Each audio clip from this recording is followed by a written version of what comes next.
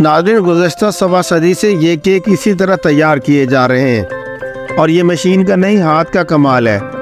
हैदराबाद की बॉम्बे बेकरी में 1911 में ये केक पहली बार बनना शुरू हुए। 1.25 एकड़ रकबे पर एक बंगले में ये बेकरी कायम की गई।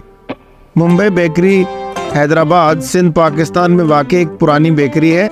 इसका नाम हिंदुस्तानी शहर मुंबई के नाम पर रखा गया था।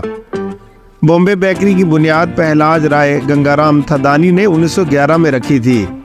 थदानी एक हिंदू आमिल थे जिनका ताल्लुक दादू सिंध से था। 1948 में पहलाज राय गंगाराम थदानी का इंतकाल हुआ और उनके बेटे किशन चंद थदानी मालिक बन गए। उन्होंने कारोबार को वसअत दी और बढ़ाया और कई रेसिपीज लिखी।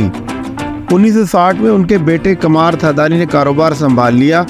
वो जिंदगी भर गैर शादीशुदा रहे। एक बेटे को गोद लिया, सलमान शेख, जिन्होंने 2010 में उनकी मौत के बाद इस्लाम कबूल किया।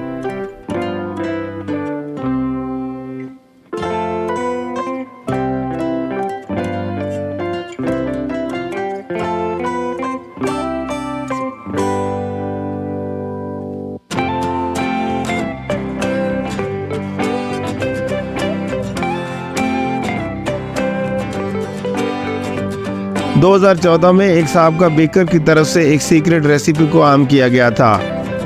दोस्तों, इब्तिदा में यहाँ दिन में सिर्फ 20 केक बनते थे, लेकिन अब इस तादाद में 100 गुना इजाफा हो गया है। फिर भी हर किसी के हिस्से में ये केक नहीं आता। यहाँ कतार में खड़ा होना पड़ता है और केक्स की फरोख्त का वक्त मुकर्रर है। इंतजामिया का कहना है कि म्यार और जायका बरकरार रखने के लिए महदूद पैदावार की जाती है। हैदराबाद में तकसीम से पहले ज़्यादातर हिंदू कम्युनिटी कारोबार से मुंसलिक थी, लेकिन तकसीम के बाद मुंबई बेकरी वो वाहिद बिजनेस है जो जारी रहा। मुंबई बेकरी के मालिक कमार थदानी का कहना था कि इस इलाके में हालात ख़राब ही नहीं हुए, इसलिए उन्होंने ये धरती नहीं छोड़ी। हुकूमत सिंध ने मुंबई बेकरी की तारीख और रवायत के पेश नज़र इसको कौमी विरसा करार दिया है।